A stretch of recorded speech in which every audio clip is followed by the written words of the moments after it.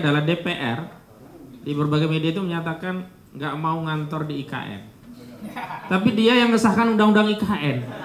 Ini ambigu juga ini DPR. Harusnya mereka yang punya peran untuk membatalkan IKN. Tapi kita tunggulah nanti DPR. Baik, selanjutnya kita minta pandangan dari Bang Edi Mulyadi yang dulu pernah bersuara untuk menolak IKN dan sekarang menuntut pembatalan IKN. Nah, terima kasih. Ada Bang Edi dipersilakan. Bang Edi Mulyadi. Wah, ya salah-salah ngomong delik hukum juga. Saya tuh gimana ya, kalau dengar beliau ngomong itu terkagum-kagum karena referensinya akurat gitu loh. Semuanya pasal ini, peraturan itu, segala macam dan sebagainya, semuanya judulnya melanggar. Sampai di ujung cerita tadi dia bilang bahwa negara ini sudah begitu kacau balau diurus oleh rejim Jokowi yang semua peraturan pelanggar ditabrak semuanya. Bahkan ditambahkan oleh Bung Husainuddin ada ironi yang tragis bagaimana DPR yang mengesahkan undang-undang tapi nggak mau pindah. Tapi masalahnya sudah sekalian adalah bahwa mau sampai kapan kita bilang pemerintah melanggar ini, melanggar itu, loh dia nggak peduli kok. Nggak peduli, mereka nggak peduli, jangan cuma melanggar undang-undang, ngebunuh orang juga nggak peduli, berapa ratus orang tuh ya 2019. Berapa namanya? KPPS ya. Lalu Kanjuruhan, sebelumnya 6 laskar, banyak nggak peduli mereka. Dia nggak peduli. Nah, sekarang kita begini. Kalau wajib batal yes, tapi kalau cuma berdasarkan undang ini, undang itu segala macam, saya justru melihatnya pertanyaan utamanya adalah apakah IKN berlanjut setelah 20 Oktober. Ini menarik karena biar bagaimanapun presidennya adalah sudah Prabowo Subianto. Rocky Gerung mengatakan bahwa Prabowo sepertinya tetap akan nurut kepada Jokowi sampai pelantikan.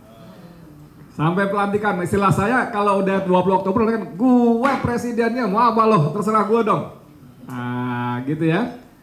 Jadi saya mendengar bisik-bisik yang tentu harus diklarifikasi bahwa di kalangan Prabowo dan sekitarnya IKN itu memang sudah akan di skip. Dan ini menjadi semakin jelas isyaratnya ketika Prabowo di Qatar dalam sebuah wawancara terbuka. Dia mengatakan bahwa IKN pindah itu perlu, tapi, nah ini diplomasi gitu, tapi perlu digeser waktunya menjadi 25 sampai 30 tahun. Karena biayanya sekitar 30 miliar. Kalau dolar tentu saja. Kalau 30 miliar rupiah saya yang bayarin semua. Iya, amin. Kapan lagi ngibul kan? Hidup ngibul. Emang dia doang yang bisa ngibul. Di kantong saya ada 11.000 triliun loh, tenang aja. Oke, ngaco jadinya. Tidak akan membebani APBN. Jadi dengan mengatakan 1 miliar per tahun selama 30 tahun itu isyarat bahwa dia memang tidak mau. Saya juga mendengar siang pagi tadi nanti ada 4 badan yang akan dibentuk pemerintahan Prabowo setingkat menteri, makanya sebut ada 40 kementerian kan? Antara lain Badan Penerimaan Negara, lalu Badan Makan-Makan yang 400 triliun itu, lalu ada badan dengan 400 triliun itu, maka sudah hampir pasti IKN tidak akan masuk karena itu anggarannya sangat besar. Nah ini menjadi isyarat juga bahwa dalam logika yang paling sederhana, gue itu pengen jadi presiden sampai bertarung 3-4 kali pilpres. Masa begitu gue menang, gue akan ngantor di tempat jin buang anak, kan gitu kan? Nggak bener dong gitu lah. Ini logika saja. Jadi setelah sekalian kalau kita mundur, kita bikin acara 17 Januari tahun 2022, ya, yang kemudian dikenal dengan istilah tempat jin buang anak. Tanggal 18 Januari kita ke KPK ya. Saya, Bung Ahmad Ozin dan beberapa kawan ke KPK melaporkan ketidakberesan.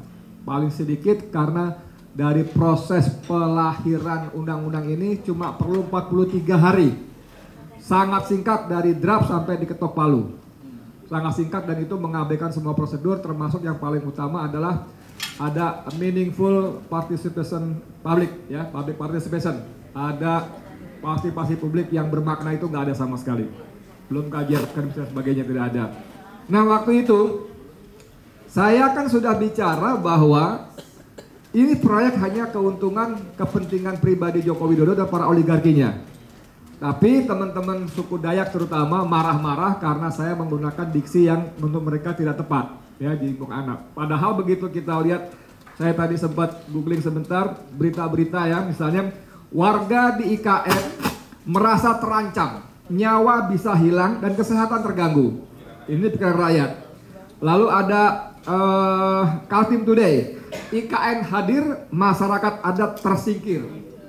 Lalu ada Tribun Kaltim, pemilu 2024 di IKN Nusantara, masyarakat adat tetap kalah. Warga tinggal tunggu waktu tersingkir, ya kan?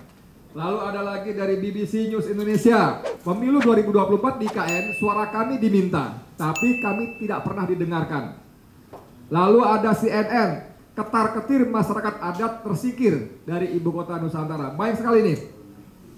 Dari Tribun Kaltim lagi, kisah warga yang tersisih usai lahannya diambil proyek IKN Nusantara, menikmati kami ini tersingkir. Jadi kisah mundurnya Bambang Susantono dan Doni Rahayu itu terkonfirmasi.